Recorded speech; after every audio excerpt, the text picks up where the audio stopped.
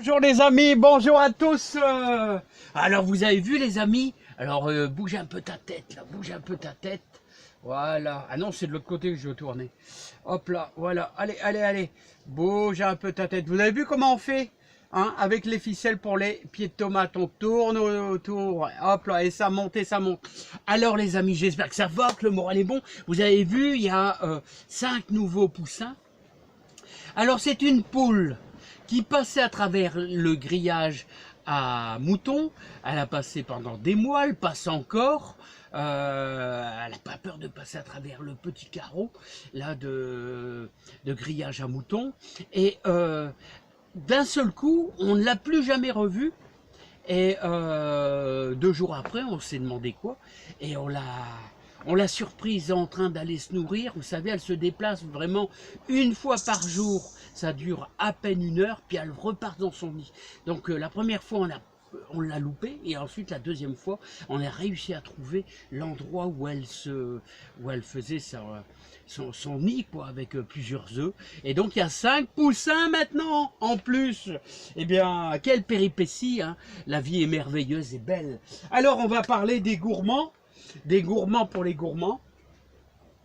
Et bah ça, vous voyez, c'est des branches que j'avais cassées parce que c'était dans le passage. Alors des grosses branches, des gros gourmands, des grosses branches de tomates, comme celle-ci, pareil, là, qui est super grosse, et que j'avais mis simplement dans du jus de compost. Du jus de compost. Alors autrement dit, voilà le compost, vous voyez. Alors, qui grouille de verre, regardez, hop, qui grouille de verre dedans, vous voyez, tout ça. Alors, c'est un bon compost qui est déjà bien mûr, bien lancé, hein, les amis. Et ce compost, d'ailleurs, vous allez aller au niveau des tomates, nourrir un petit peu les tomates en apportant des bons engrais. Nos chers amis nous font des bons engrais. Alors, ces petits gros gourmands de tomates, vous avez 2 moyens de les faire. Vous avez la façon, vous voyez, comme ça, avec un peu d'eau et du jus de compost, du jus de fumier. C'est pas, je trouve, c'est pas la meilleure technique pour faire des gourmands, pour faire des boutures de tomates. C'est pas la meilleure méthode parce que vous en avez des qui pourrissent carrément dans le bac. Donc c'est pas la meilleure méthode. C'est celle-là, vous voyez. D'ailleurs, voilà, il crève de soif, c'est-à-dire avec un petit peu de terre. Je vais lui mettre un petit peu d'eau parce qu'il crève de soif, ce pied de tomate, ce double pied de tomate. Voilà, voilà.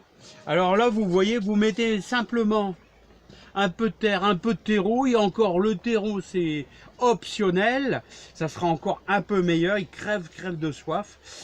Et je vais vous dire, au bout de 15 jours, vous allez avoir vos premières racines qui vont se former. Hein. Donc vous multipliez vos pieds de tomates à l'infini. Bon, moi j'aime bien faire ça, c'est parce que, bon, je vous fais voir, pour les débutants, ceux qui débutent avec les tomates, ça va commencer à être un petit peu tard parce que si vous y réalisez des boutures maintenant, en fin de saison, si vous êtes dans le centre France, ma foi, et que vous avez des mois d'octobre assez doux, vous risquez d'avoir un bon petit kilo de tomates.